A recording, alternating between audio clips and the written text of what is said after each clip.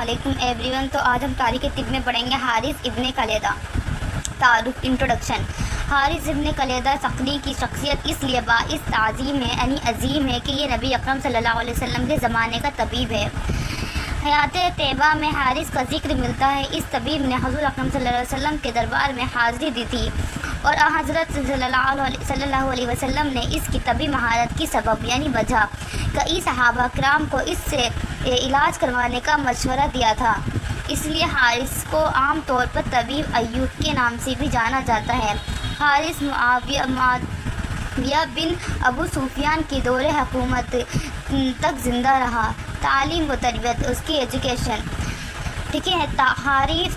حارث طائف کے قبیلے بنی ثقیف سے تعلق رکھتا تھا۔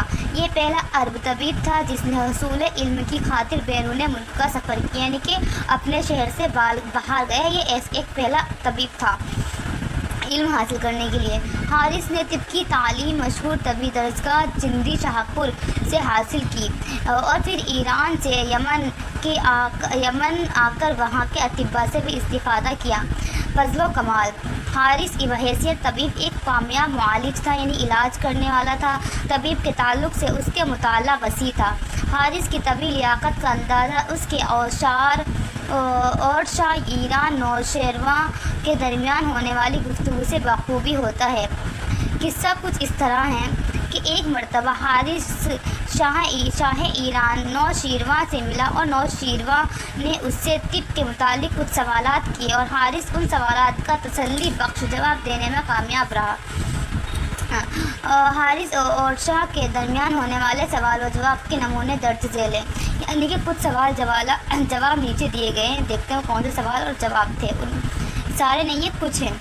سوال: سخت ترین بیماری کیا ہے؟ اس نے جواب دیا بھرے پیٹ پر کھانا کھانا، ٹھیک ہے۔ کون سی چیز چنگاری ہے جو مرض کی آگ کو بھڑکا دیتی ہے، یعنی کہ ایسی کیا چیز ہے جو اور مرض کو بڑھا دیتی ہے؟ تخمہ اگر پیٹ میں رہ جائے تو جان لے لے اور تحلیل ہو جائے تو جسم کو بیمار بنا دے۔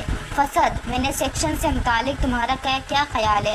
فسد ایسے وقت کی جائے جب طبیعت میں سکون ہو اور موسم معتدل ہو، یعنی کہ اس وقت کرو جب تم صحیح ہو، تمہیں چکر وغیرہ نہیں آ رہے ہو، تم درست ہو اور موسم بھی اچھا ہو رہا ہو، تب کرو۔ حمام ہاٹ باتھ میں کب جانا چاہیے؟ پرشکم حالت میں حمام نہیں جانا چاہیے۔ دوا کے متعلق تمہارا کیا خیال ہے؟ جواب: جب تک صحت اور علاج سے پرہیز کیا جائے، یعنی جب تک تم صحیح ہو، تمہارے پاس صحت ہے، تب تک تم صرف پرہیز کرو، دوائی مت لو۔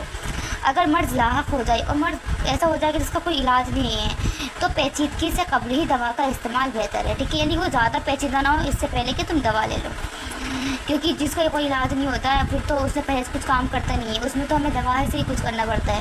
سوال: میوہ جات ڈرائی فروٹ سے متعلق تمہاری کیا رائے ہے؟ جواب: بھری فصل میں خوب کھاؤ اور آخری میں پرہیز کرو، ٹھیک ہے۔ پرہیز کسے کہتے ہیں؟ ہر چیز میں اعتدال کا پابند رکھنا، یعنی کہ اس میں یہ کھانا چاہیے، اس میں یہ نہیں کھانا چاہیے، اسے بولتے ہیں پرہیز۔ چنانچہ طبی لیاقت و خداقت کے سبب حارث کا شہرہ عرب اور بیرون عرب دور دور تک پھیلا ہوا تھا۔ حارث کی معالجاتی شان کی تصدیق کے لیے ایک روایت ہی کافی ہے۔ روایت ہے کہ حضرت سعد بن وقاص رضی اللہ عنہ ایک مرتبہ علیل ہو گئے تو نبی اکرم صلی اللہ علیہ وسلم نے ان کی عیادت کے واسطے تشریف لے گئے اور آپ صلی اللہ علیہ وسلم نے حضرت سعد رضی اللہ عنہ کو حارث سے علاج کروانے کا مشورہ دیا، یعنی کہ سوچ رہے حارث جو تھے وہ کتنے زیادہ فیمس تھے، کتنے زیادہ عظیم تھے کہ ان کا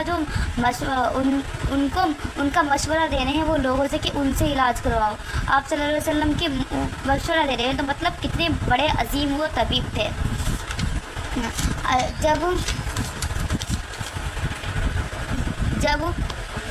جب حارث کے وصال کا وقت آیا تب اس کے معتقد لوگوں نے کہا کہ ہمیں صحت سے متعلق کچھ نصیحت فرمائیں۔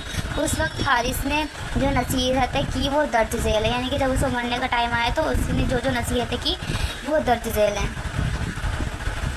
معامر خاتون سے نکاح نہ کرنا چاہیے، خوب پکے ہوئے پھل کھانا چاہیے، یعنی फलों को जब वो खूब पक जाए कच्चे फल नहीं खाना चाहिए।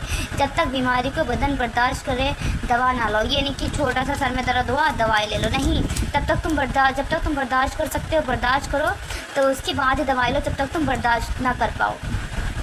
दिन का खाना खाने के बाद थोड़ा आराम और रात का खाना खाने के बाद थोड़ा टहलना सेहत के वास्ते मुफीद है, यानी फ़ायदेमंद है। यानी खाना खाने के बाद दोपहर में जब तुम खाना खाओ तो थोड़ा सा आराम कर लो, कहलूला बोलते हैं उसको। और जब रात का खाना खाओ तो थोड़ा टहल लो, चहलकदमी कर लो, उसके बाद बेड पे सोने के लिए जाओ। शुक्रिया।